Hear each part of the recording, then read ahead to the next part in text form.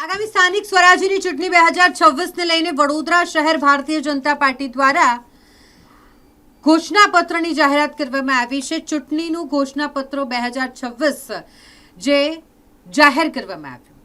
વડોદરા શહેર ભારતીય જનતા પાર્ટીના અધ્યક્ષ ડોક્ટર જયપ્રકાશ સોની જેમણે આ ઘોષણાપત્ર વિશે તમામ માહિતી આપી આ ઘોષણાપત્ર રજૂ કર્યું, જે દરમિયાન તેમની સાથે ગુજરાત વિધાનસભાના મુખ્ય દંડક અને રાવપુરાના ધારાસભ્ય બાળકૃષ્ણ શુક્લ, સયાજીગંજના ધારાસભ્ય કેયુર રોકડિયા સાથે જ અન્ય ધારાસભ્યો, પૂર્વ ધારાસભ્યો અને હોદ્દેદારો ઉપસ્થિત રહ્યા હતા। તમામની ઉપસ્થિતિમાં આ ઘોષણાપત્ર રજૂ કરવામાં આવ્યું છે અને જેમાં જે મુદ્દાઓ આવરી લેવામાં આવ્યા છે તેના વિશે વાત કરીએ તો વિવિધ મુદ્દાઓ જેમાં પાણી, સ્વાસ્થ્ય, ટ્રાન્સપોર્ટેશન, આરોગ્ય, રસ્તાઓ સહિતના કામો થકી વડોદરા શહેરને વધુ વિકસિત બનાવવાના પ્રયાસો થશે, વધુ સુવિધાગ્રસ્ત બનાવી શકાય, વધારે ને વધારે સુવિધા આપવામાં આવશે વડોદરા શહેરના લોકોને, તેવું આ ઘોષણાપત્રમાં રજૂ કરાયું છે। એક તો પીએમ ઈ બસનો આપે મુદ્દો ઉઠાવ્યો છે।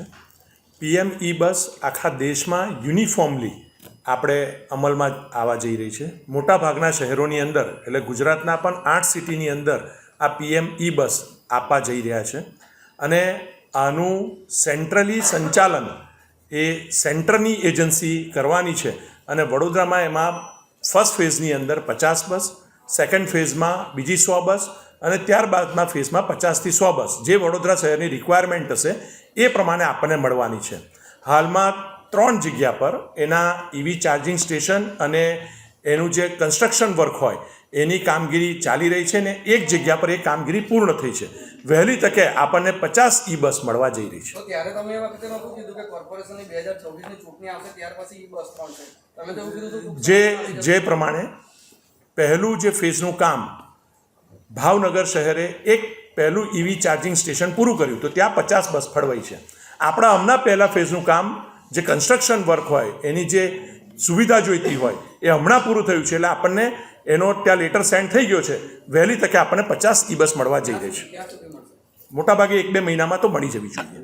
આજે ભારતીય જનતા પાર્ટી વડોદરા મહાનગર દ્વારા સ્થાનિક સ્વરાજની ચૂંટણી 2026 માટે ઘોષણાપત્ર એટલે કે મેનિફેસ્ટો 2026 બહાર પાડવામાં આવ્યું છે।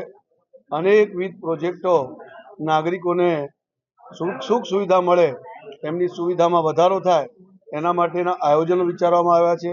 એ બધી શિક્ષણ ક્ષેત્ર હોય, આરોગ્ય ક્ષેત્ર હોય કે સ્માર્ટ એમના ગુડ ગવર્નન્સના અંતર્ગત એપ દ્વારા અનેક એમની જે મુશ્કેલીઓ છે એનું નિવારણ કરવા માટે એ જ પ્રમાણે દરેક વોર્ડની અંદર વોર્ડની ઓફિસ, વહીવટી ઓફિસ બને જેથી કરીને એમના પ્રશ્નોનું સમાધાન એમના વોર્ડમાંથી જ થાય એવા અનેક પ્રકારના આયોજનો વિચાર્યા છે। આવાસ યોજનામાં પણ 10,000થી વધુ નવા આયોજનો વિચાર્યા છે। એ જ પ્રમાણે પાણીની ક્ષમતા, પીવાના પાણીમાં અત્યારે જે આપણને ઉપલબ્ધ થાય છે એમાં પણ લગભગ 100થી 150 એમએલડી પાણી વહન આપણી વધે, ક્ષમતા વધે, જેનાથી પીવાનું પાણી પૂરતા પ્રેશરથી ઘર ઘર મળી રહે એ પ્રકારના આયોજનો વિચાર્યા છે। ડ્રેનેજ માટેના પણ આયોજનો વિચાર્યા છે, વરસાદી ડ્રેનેજના પણ આયોજનો વિચાર્યા છે। એ જ પ્રમાણે રોડ, બ્રિજના પણ ખૂબ મોટા માત્રામાં આયોજનો વિચાર્યા છે।